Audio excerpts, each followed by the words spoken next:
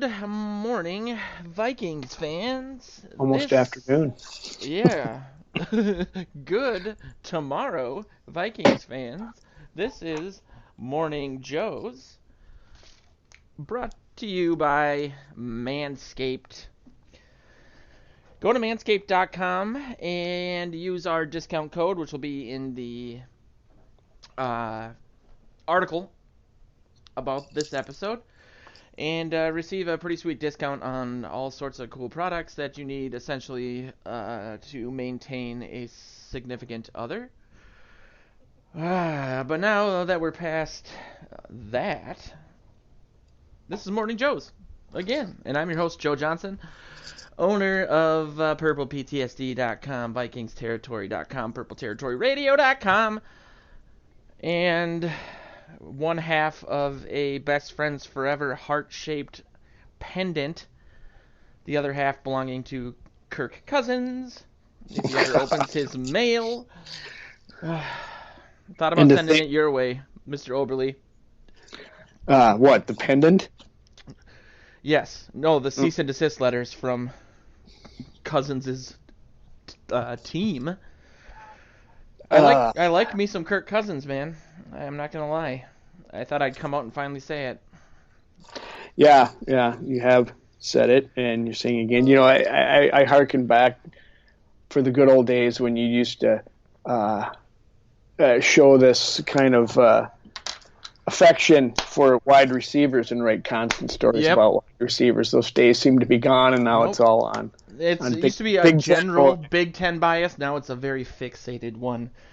I'm only partially kidding. That's Joe Oberly, by the way, in case you forgot, because we didn't have a show last week, and so we have all sorts of fun stuff to talk about in Vikings land. Joe is the editor of PurplePTSD.com and VikingsTerritory.com. Speaking of having a lot of fun stuff to talk about, I think the best way to start the show is to ask, after a disappointing, I think people without maybe any emotion or at least allegiance to the Vikings would have called the Seahawks game thrilling or super exciting to watch. I thought it was those things, but not in like a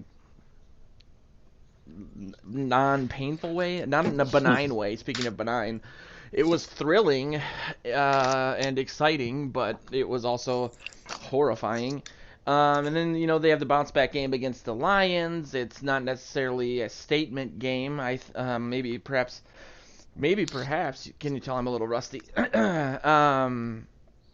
Outside of maybe the defense bouncing back from a night in which they, and by they I mean Xavier Rhodes, had a rough night, capping off a rough bend-don't-break streak that evolved into a break-and-break streak. How do you feel about these purple and gold Vikings?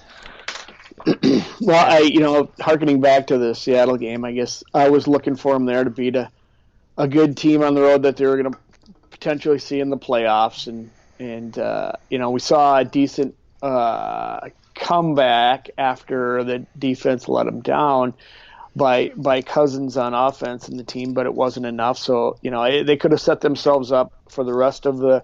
They could have set themselves up for the division, and now they need help, which is unfortunate. So that was pretty disappointing. I would agree with you. Some people call it thrilling, but not with any skin in the game. And last week, a decent victory, certainly a bounce back for the defense. They played better, and of course, every time I have said that, I have to couch it with third string quarterback, team that's mailing it in, team that's done. It's the Detroit Lions, and with no running game, and they really presented no challenge to the Vikings defensively on Sunday. And the offense was middling at best, doing enough of what they needed to do to win. Another decent, solid performance by Cousins, not exemplary, but good. And so, the offense is the backbone of this team, with the defense trying to find themselves. It's really a strange place to be in a Zimmer regime, because all we've ever thought is defense, defense, Yeah. defense. Hopefully the offense will get us to the finish line. Well, now it's the other way around. We got to have. So it was good that the defense did what they did, but I'm not super geeked until I see them do it this week against Phillip Rivers and the Chargers.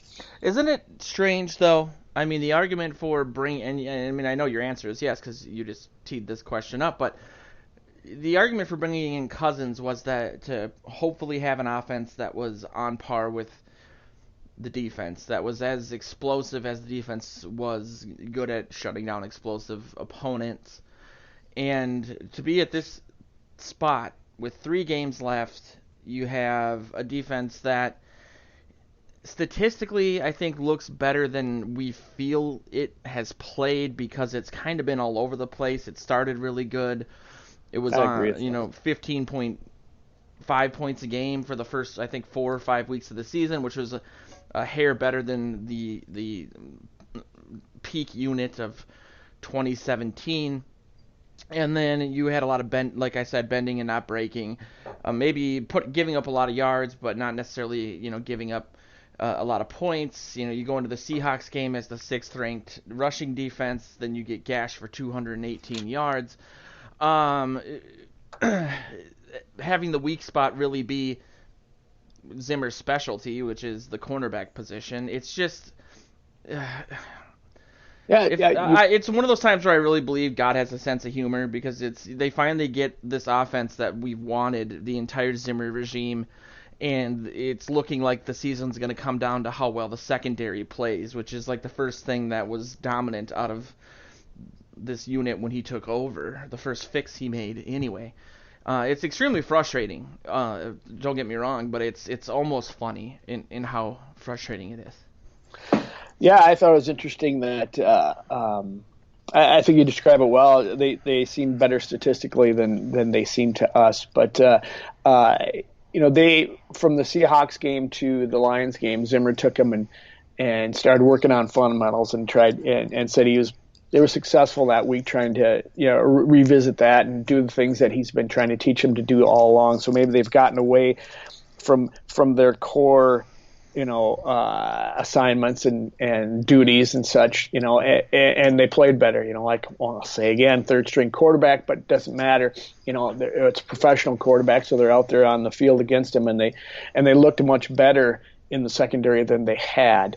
There's some new things that, rotation. At least. Yes, I was just going to say there's some new wrinkles to that defense. They put a rotation in on the defensive line. They put a rotation in the secondary, and that seemed to have improved. It sounds like Zimmer, hearing him speak this week, that he wants to continue that, and maybe they found something that's going to help them. And, it was fun to watch Danielle Hunter, tee off on the Lions last week for 3 sacks and become the youngest player ever to reach 50 sacks in the league. And if you can get that guy free in every game, that's going to help the team immensely. You put that kind of pressure on the quarterback, and it's not so easy to burn you with people like Marvin Jones Jr. and Nick Galladay and that kind of thing, which had happened in the first Lions game. So, I'm hopeful. I'm not bullish yet. I still think this defense is there, and they still have the players that can get things done, but they're just not the same unit that was, top 10, top 5 in years past. And I don't know that the Vikings have quite put their finger on what the problem is, but I'm hoping they're going to start playing better as they move in this last segment of the season towards the playoffs. Yeah, I think that we saw, there was a lot of debate about whether or not Zimmer would have depending on who you asked online, the balls, the guts, or the lack of stubbornness to move away from Xavier Rhodes this late in the season. And, speaking of going to fundamentals, you and I think have been less harsh on Rhodes than other people have, and have talked about excluding some of the plays where he's just been beat bad. I've seen some of your updates, Joe. He's been in. Oh yeah, it's well, I'll say up until the bye week. No, it's true. I mean, I'm completely perplexed and kind of done with it. And I'll explain kind of why. But he's been in decent position sometimes. He just, Zimmer said he doesn't get his head around, or maybe he's not getting his hand up at the right time. I feel like, and I've talked about this a lot on the daily news show that I do stream. It's like a video streaming show. It's called Purple Update Live. It's a lot of just talking about the news of the day, and then getting questions from the audience, so on and so forth. And I likened it to somebody who, even though he's only 29 years old, maybe his muscle memory, he's expecting different results because he's putting in the same effort, and he hasn't been able to compensate for the lack of, or the loss of speed or strength or what have you. And I thought during the bye week that if there was a shot for him to turn this around, having that 5 days off during the bye week to get healthy, where there was no practices or anything, and then also getting back to those fundamentals and maybe reteaching him that you can still make a lot of plays. It's just not working the same way that you're accustomed to. And then in the Seahawks game, he imploded. On the field and on the sideline. He apologized for it, but I was worried, that Zimmer wouldn't make a move there. And from what it sounds like, the start of the game, they showed him on the sideline with during the Lions game. They showed him during the opening drive. He wasn't on the field. Zimmer talked about that. Sean Borman wrote an article about it on Vikings territory. Essentially, Zimmer wanted to have less Rhodes on the field, but Hughes got an injury to his oblique. So my argument there was they have to start moving away from him and focusing on Mike Hughes and Holton Hill, maybe even Chris Boyd, because you can't have in this offense, and I think you'll agree with me, Joe, in that you can't have a guy that is that much of a weak link. Every time they've asked in better times, these defensive players, why do you guys work so well together as a unit? And they always would say things like, well, we know that we only have to focus on our assignment because we trust the guy next to us, so we don't have to think or overcompensate for that guy. And so when you have a link that is as weak as Rhodes was in that game, where Russell Wilson was seemingly throwing at him on every passing play. Mm-hmm. I mean, we saw Trey Waynes like twice. Lockett had one or two balls thrown his way. Granted, he wasn't 100%, but it really is a long way of saying this season and how far this team goes is going to come down to how much Hughes and Holton Hill can contribute on defense. Because I think that Rhodes is just, the blow up he had on the sideline was not the first time he's done that. He's just really breaking down, and in every sense of the word, and that's really too bad because he is a leader of this defense, so on and so forth. But we have to kind of do a 3-week get ready trial by fire for Hughes and company, because you can't rely on a guy like Rhodes going against the teams in the NFC that they're going to face. I don't break down the film. I don't watch every hip movement, every mistake or success that Xavier Rhodes had. I take it from what I see watching the game, and then I listen to the coaches who do break down that film and who do make the decisions. And I'm heartened by the fact that they say he's in position, most of the time, and he might not be making turning his head at the right time or something, or maybe I'm heartened by the fact that he's just not so old or injured that he can't keep up and be the person that he was. There's just something amiss. Now, if it's lack of confidence, is his instincts are flailing at the moment, and they can get him back by working on fundamentals and building back his confidence, then I'm heartened by that. And I like the fact that they had the rotation last week, and he didn't seem to show any disgust or any pouting as a result of that. I think he accepted what, if you want to call it a demotion or whatever, a change, and went out there and played hard when he was in there. He's still going to make mistakes. They all make mistakes. I feel like I'm going to give him the benefit of the doubt and let him play through it. Still, if you can't, by the time the season comes around, you can't if you can't count on him, you can't count on him at the end of the season. But like I said, let's get those other guys in there in this rotation, get them all comfortable, get them all building confidence, and so you can count on one or all of them when the important games are coming. So I'm hopeful that will happen. I'm not ready to throw a former All-Pro who is looked as a lockdown corner, one of the best in the game, to have completely eroded his skills. When it comes to maybe contracts, if he doesn't improve, you got to think about asking him to take a reduction next year because he's not earning the big money he gets. But other than that, I'm not ready to throw him out yet. Yeah, they're definitely going to do that at minimum. I mean, even when he wasn't. Maybe he doesn't have to. He doesn't have to, but they're going to ask him to. I'm sure of it because Zimmer has, in the media, made that an issue 3 or 4 times over the last year and a half, 2 years. Playing up to your contract, and it's always about Rhodes. And I almost feel like there's something more to the story than we know because he's just having such a rough time. He's had those 2 meltdowns on the sideline. Reportedly, one was about, being benched for a play after that 60-yard touchdown. That's an interesting microcosm of the entire season because there's, Who reported that? Is that for sure? That's why he did it? I heard that on K-Fan. Oh, well, I'd like to hear that from Xavier because I thought it was because he was, upset mad about at what himself. happened. Yeah. I felt like that was the case on the first one, and so yes, I think it's a lot worse if it's what I had heard on the radio, because that didn't bode well for a reduced role to me. That play was interesting though, I think he knew he didn't have safety help because they practiced these plays and he saw Harrison Smith in front of him, but should have. It's rough, but that's why you got Mike Hughes, and they gave up a lot for Hughes. They could have drafted some interior help on the offensive line. They didn't do that, and so let's see what he can do. It'll be interesting though. Some other news, injury stuff. It sounds like Adam Thielen is healthy. Does it? Did he?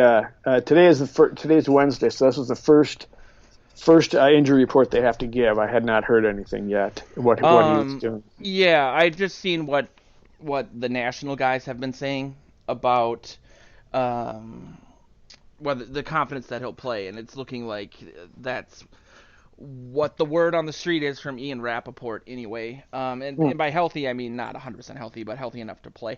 Whether or not, I mean, you want to make sure that he is healthy though, because he had that setback in practice last week. He had the setback in the game. Nature of a hamstring, right there. If it isn't completely healthy, you're so susceptible to re-injure it, and then you're out for a longer period. It's such a difficult thing especially for a guy like that runs routes the way he does. Yeah.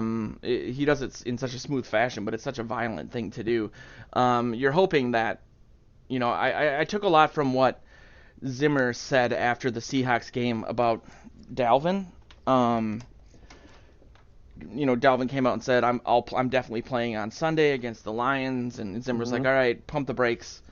We're only going to play guys when they're healthy. And I think he said it so emphatically because of what happened with Thielen and, perhaps him advocating for himself too strongly to come back. It's a lot of self-reporting with a hammy, so you don't really know as a coaching staff, and I'm not saying it's their fault at all. But that, obviously wasn't the best idea in retrospect. And so I'm hoping that he's back and healthy. It's going to be really interesting to see what this offense can do with Thielen back in the lineup. I'm a little excited about it. Yeah, I hope he plays. Hope he's healthy because it's more important that he's there for the the remainder of the season and the playoffs. But like I said in my story, in my preview, it's really important to get him back on the field in some fashion so he can get his timing back with Kirk Cousins and give the other defenses something to worry about.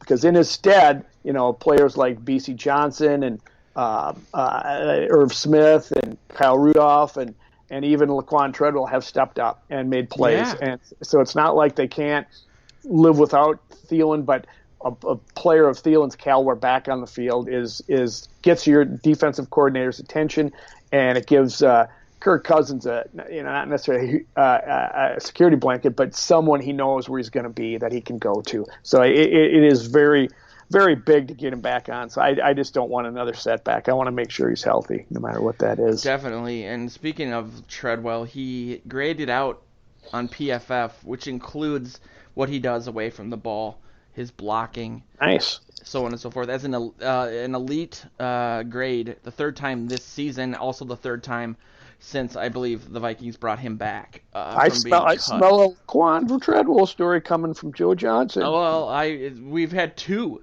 on the network already in the last 24 hours, so we'll see. I was planning on eating crow on that because I think that's amazing, and it's a testament to his work ethic and him, not looking at where he was drafted and saying, well, I should be doing this or that because I'm a first-round pick, and doing what his job is, and it's super cool. Nothing like reality to shake you into to being when you get cut, and it's all of a sudden it doesn't matter where you're drafted.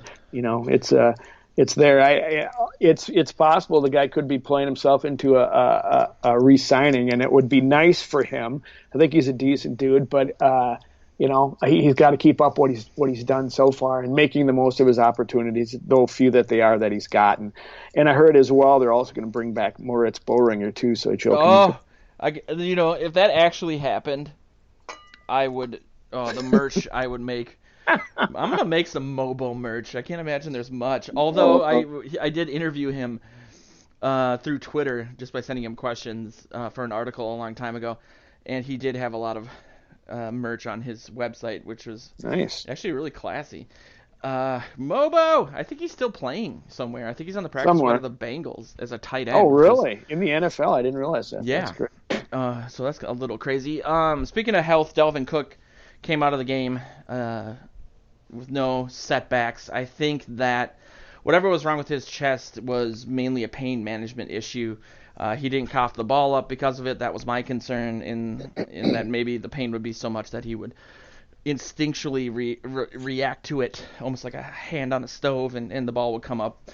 But that didn't happen. So the Vikings are there's still some issues with Riley Reif's concussion. Josh Klein has had a couple concussions.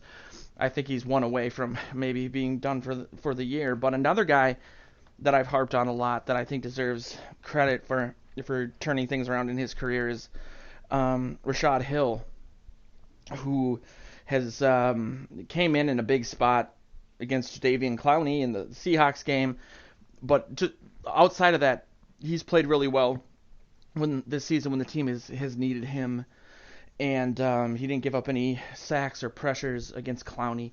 And so he seems to be a very valuable asset to this Vikings offensive line. He's their swing tackle. They don't have a lot of depth at tackle, obviously. So it's a big shout out to him for that, too. If there's two guys on this team who I would always worry when I heard their name announced, it was Hill and Treadwell. So shows what I know. Can I go back to Dalvin? It's good to see that they got him out of there with reduced snap time for, obviously it was, the guys picked up the slack, but, and that he came out of it healthy and not re-injuring. But I think he's in the same kind of boat as Adam Thielen is. I think that's an injury that you could twist the wrong way and probably hurt it again. And he, would be laying on the carpet in pain again. So I think they're, probably going to have to deal with that the rest of the season. Hopefully, if it is pain management, you get him in the game, see what you can get out of him. Hopefully not have to depend on him too much, but you're going to see limited stuff for him the rest of the regular season. And then, when they need him in the playoffs, to really let go of him. I don't know if there should be an ominous sign or not. I just got a text across the wire. Vikings announced a roster move signing Tony Brooks James, a running back out of Oregon, rookie.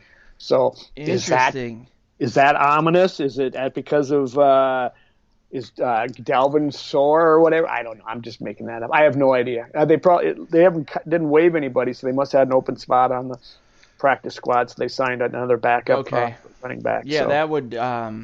I also think it's completely normal psychologically as Vikings fans to just be waiting for some super negative thing to happen at this point in the season.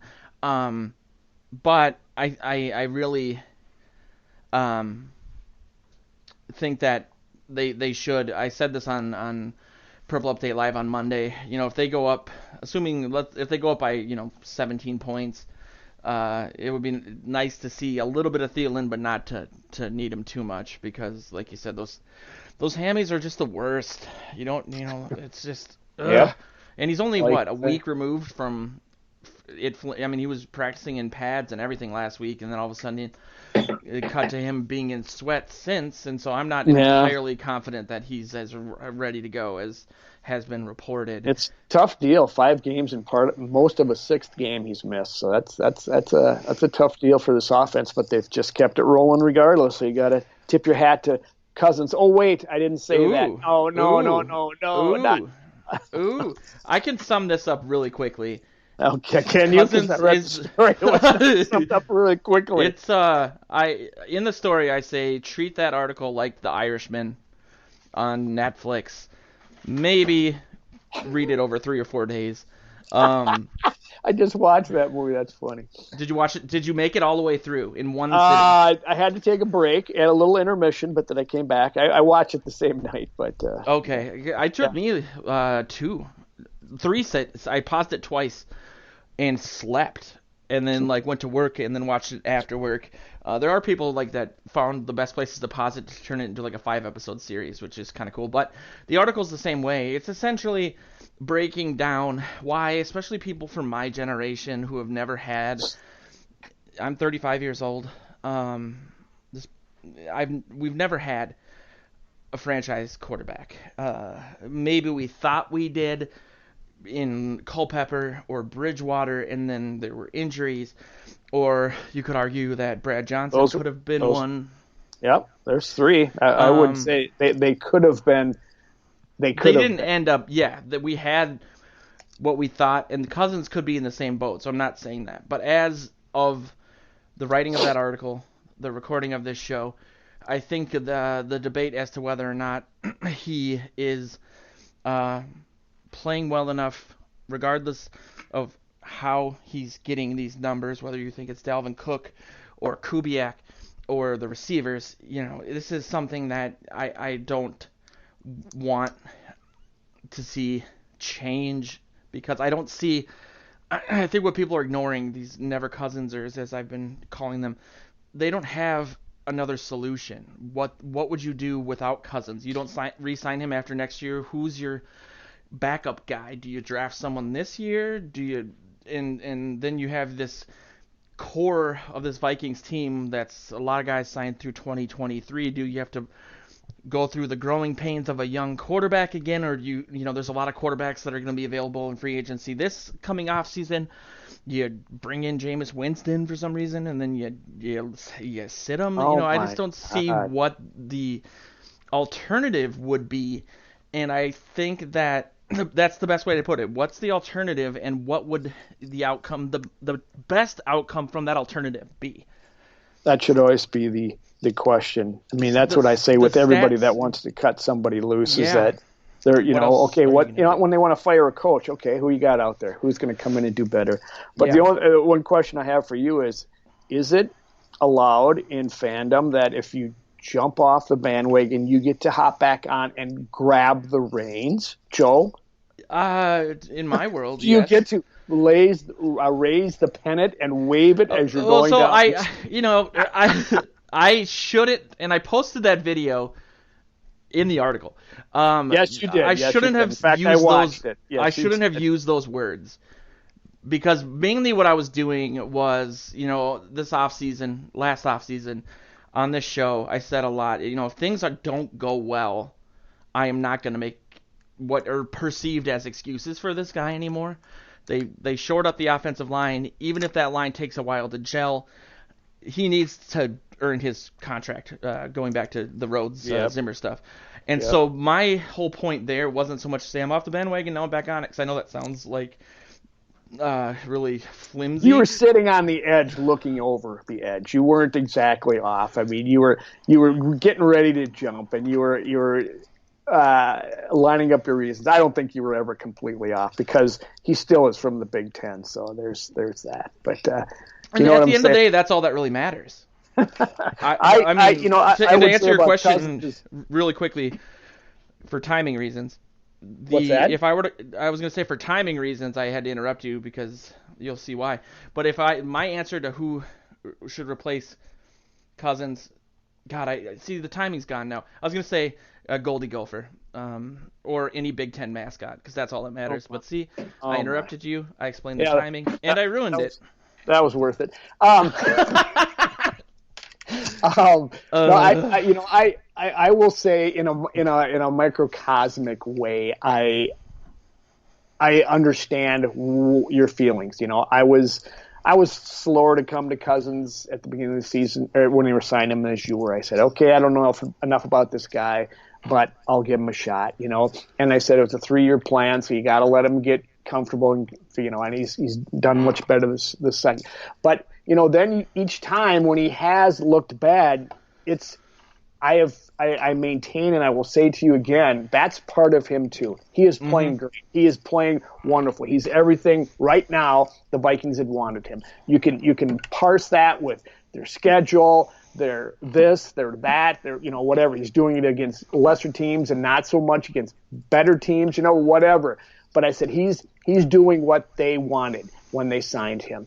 But that other part of him is there, jittery in the pocket. He's never going to be someone like Brady, Aaron Rodgers, who just has that sixth sense and knows when to step up and where everybody's going to be. Cousins is, get him out of the pocket. Do that by design, and he's the best quarterback he can be. Keep him in the pocket sometimes, but you got to get him out. You got to protect him more so than maybe you have to do a Rodgers or someone who, like Lamar Jackson, who's just otherworldly, can move around, and Deshaun Watson. He's not those guys. But for what he is, he's very good, and he's being the best Cousins I think he can be right now. Is it enough? He's checked some boxes. He's brought him back from deficits. He's put him on his back at least once and won him a game. These are big things. I want to see a little bit more out of him against a big team in a big spot. He didn't come back against. He didn't finish the deal against the Chiefs. He didn't finish the deal against the Seahawks. He didn't finish the deal against the Packers. Those are 3 good teams that are going to be in the playoffs, and those hurt the Vikings this year. Had he done that, then never Cousins there's bring it on, because there's nothing you can really say. But so I'm going to. I think that too. I'm not going to be standing right next to you. I'll be behind you, watching you wave the pennant. But I've liked what I've seen from him. And the thing is that there are a spate of franchise guys who never make the playoffs, period, with good teams. I'm not even arguing in the sense of that final piece that he's an elite quarterback. I'm just saying he's worth keeping around and not constantly talking about cutting. Whether or not they'll be able to afford him is another question, because things are crazy. Does he get, what does he make a season like? 24 last year, 27 this year.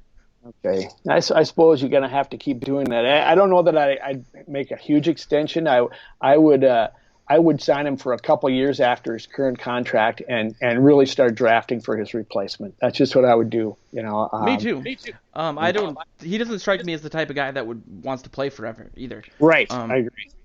He's already 31. How many more years does he want to do that? Correct. But I just want to end this by saying I completely agree with you. I've always, in the article that I've been linking to, the original article that I wrote the 2018 offseason, where I said someone has to say it or I'll say it, the Vikings need to go all in on Cousins. Essentially, my argument was he's not an elite quarterback in the sense of Drew Brees or Rodgers or whomever, but with the talent that the Vikings have, the talent that made Case Keenum look like this all-star Pro Bowl guy, Pro Bowl guy. He can have elite numbers, and I think we've seen that. And while that might diminish what his role is in that. Um, I think they're finding more and more how to maximize the output of Cousins' play, what Mm-hmm. works for him, like you just said, those rolling out to his left for whatever reason, throwing to his right, all that stuff, And that takes more than and one season to figure that it stuff out. does, especially when the season was as weird as last year with DeFilippo and all the stuff that happened with the offensive line and Dalvin Cook and everything. So, That's probably why um, his best signing was Kevin Stefanski because he was with him last year, because now you got a yeah, new OC, so it's huge that he had a year to see what Cousins can do best and where he can excel. that's a really good point. And so we'll see. I just don't see any other option getting these sorts of results is my point. And Mm-hmm. whether or not that means they win a playoff game, I guess we'll see. But I just think it's odd that the offense has done well, and like games like Dallas, you could say maybe he did carry the team because he was standing in the pocket and the offense outscored what the defense was allowing or whatever. But I just it's not Cousins' play is not a top 5 issue in regards to what I would fix on this team right now. So Yeah, it's certainly been reduced from that. Last year, people might have been more legitimate in it being there, but not this year. You can't say this is one of the top 5 reasons the team is succeeding as it is. yeah, There's no two ways about it. His play's been great. He just, you can, like I said, you can parse it one way or the other, but you cannot fault this guy for a 9-4 record. You yeah, have to commend him for it. Yeah. yeah. And things could have been different. The Packers game is going to bother me for the rest of my life, I'm sure. But I think he's more than made up for it. So let's look at the NFC playoff picture. It depending on who you ask, 583 has the Vikings with a 71% chance of making the playoffs, which is a little low from what I remembered, and it startled me. I did triple check it this morning. ESPN's algorithm has the Vikings with an 81% chance of making the playoffs. Those things don't really mean a whole lot. Yeah, especially since you look at polls in our politics that yeah. One poll says this, the other one says that. So Especially from 538. I mean, they were really well known for hitting a lot of things correctly, but if we listened to them, we would be in the third year of a Hillary Clinton administration. So that doesn't really matter. What does matter is that the Vikings do control their destiny. They do also have a chance to end up with a first-round bye, which would just be amazing. I mean, there is still surprisingly the 5 teams ahead of the Vikings in the 49ers, the Packers, the Saints, the Seahawks, and the Cowboys. None of them have locked with 3 games left solidified the fact that or even made solidified a playoff berth, let alone a seed. really, Yeah. wow. I don't know how that works because I you would suppose, think yeah. the 49ers maybe after Monday night, but I know Monday morning they could have still somehow missed the playoffs, I guess. I don't know how. Wow. A lot of things would you think would have to go wrong, but Yeah. there's still a lot of room for shuffling. The Vikings could still win the division. The Seahawks can still win the division. Despite the fact that they lost on to the Rams, who are a game back from the Vikings still. The Bears are still in it. I think for the Vikings to get a first round bye, where did I write that down? There's a few things that would have to happen, but they're actually relatively feasible. I'm kind of surprised. But Yeah. point being, I think, it's looking like the Vikings are going to have to go on the road the entire time. While I'm looking up this stat, I want your take on... New Orleans has clinched the division, though. That's the only one. Have they? Okay. Yeah. They must have clinched. Maybe it's because the 49ers haven't. I just assumed the rest of them didn't. Right, yeah. Yeah, Okay. because I suppose if the Niners lose three and are 11 and or lose four games and are 11 and no, I'm sorry, Three. 11-5, whatever. Yeah. Yeah, then they could still, the Vikings could pass them for a playoff or Vikings or Packers could get them for the wild card, and the Saints would win. I mean, the Hawks would win that division, and maybe That's even the true. Rams could catch them for the other wild card. So I guess that's why they haven't clinched yet. If it makes sense. I think that too. We're gonna see a lot of calls from hopefully Bears fans about changing the NFL's uh, playoff seeding situation to the to what the NBA changed to a few years ago. Mm-hmm. Records over divisional representation. What do you Um, feel about that, Joe? I don't know. I keep wavering on it because I think there is a tremendous value in for fans and for the NFL as a business to have a representative from every division. Initially, my first thought was, yeah, they should do that.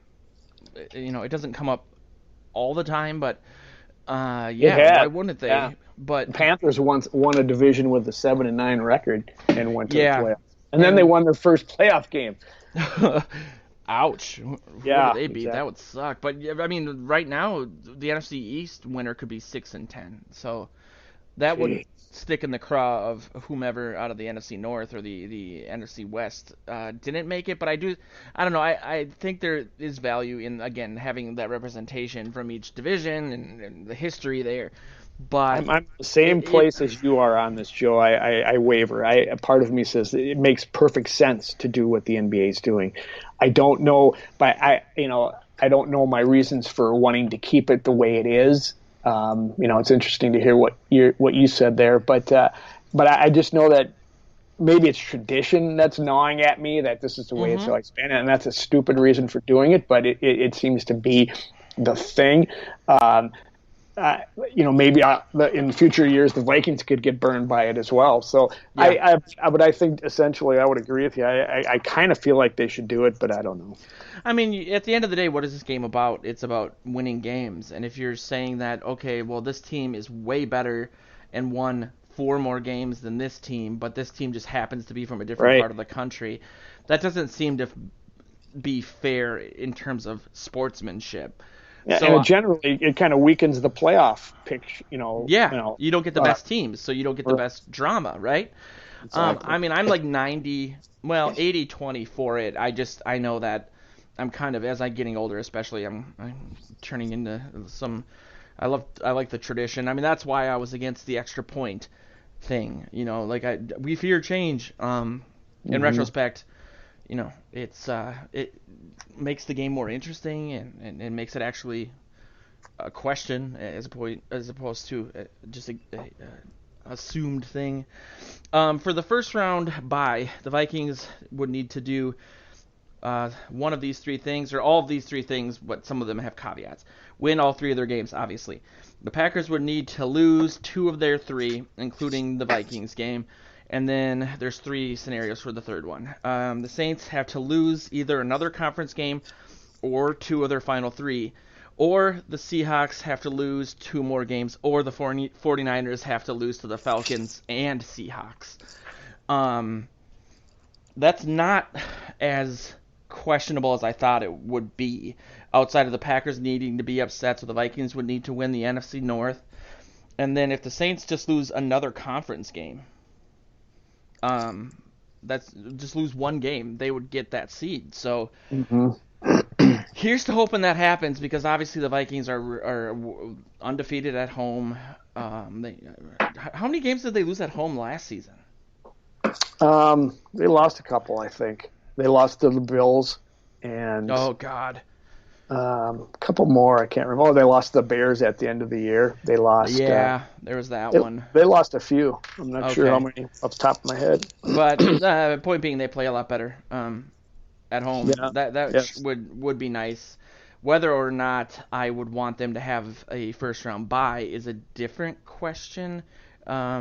Versus having a home game. I mean, um, Oh God, you want them to have a bye at this point in Do time of you? the year. Everybody needs Hmm. to rest their bodies. I mean, I'm sure there's some stats out there that says a bye hurts this, worse. Can blah blah blah blah blah. I don't think so. I think you know it would be nice. I don't think they're going to get one. I only my thoughts and hopes are for the Bears to beat the Packers this weekend and the Vikings to win out and win the division. That's the and everything else falls where it may, because then they got the division. Then they have at least one home game. I don't they don't have to travel to the NFC East and somehow get beat by one of those teams, in a wild card situation. So that's what I'd like to see, but it all depends on this weekend if the Vikings can beat the Chargers and the Packers can lose to the Bears, both of which are very possible. Yeah, it's the fear. My fear of the buy is the don't get too cute. The same impetus for the don't get too cute shirts in our merch store. I feel like sometimes when Zimmer has those extra days, he gets to the point where he has the right game plan, and then he's like, I got 4 days left. Maybe I'll add a wrinkle here and a wrinkle there, and then at kickoff, the Vikings have their shoes on their hands and they're running around doing some crazy system.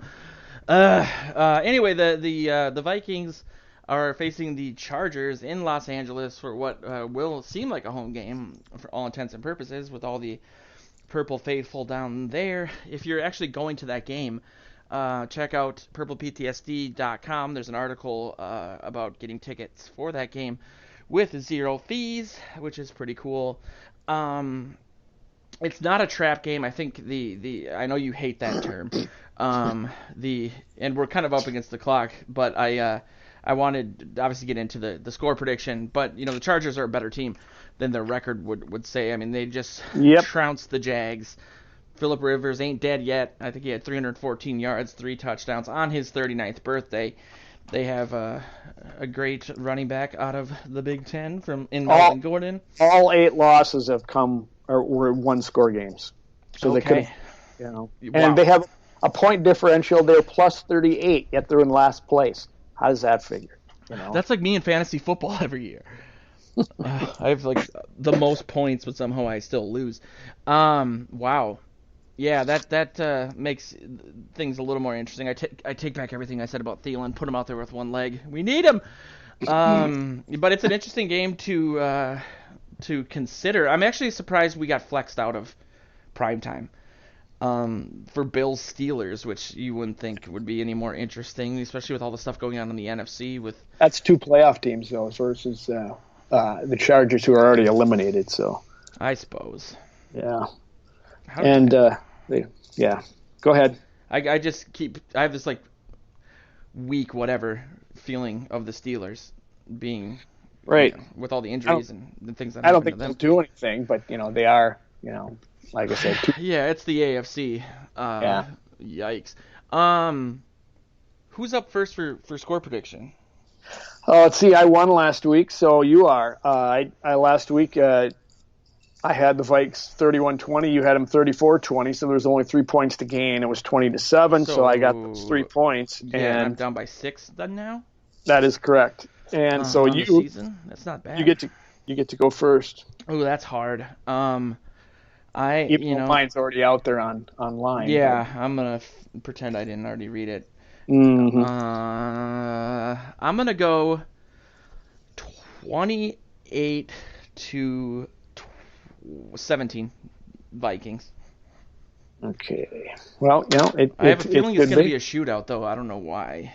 It seems like it has that potential, but I think we're going to see a better game out of the Vikings, and the defense is going to take what they learned last week and apply some of it out there. And if the offense just continues to play its normal game, it could be. It could be. The Vikings Getting are scoring Thielen back in the action. Yeah. Yeah, we'll see. This will be we could move in our thing. You could pass me up this weekend, so That's the goal. sure it is. It's actually kind of, this is the first time I think last year I was down by the same number as the national debt at this point in the year. You had the lead about 6 games ago. You were up by 4, and that was your only lead this year. And I wrestled it back. I got back up by 21, and now I'm only up by Ooh, 6. I'm chipping away. You have been better week to week than I have. You're like the Chargers. When they win big, and Yep. when they lose by a little. So you've won more times, but when you lose big. That's and those times are when I let my emotions. When we've done this in years past, I'm clearly a very emotional guy in general, but when it comes to football, and it'll be like the Packers, 50-2, like it just that's what I have to restrain Keep that thought for myself. next week, Joe. I'm actually I'm gonna have a big prediction for that one.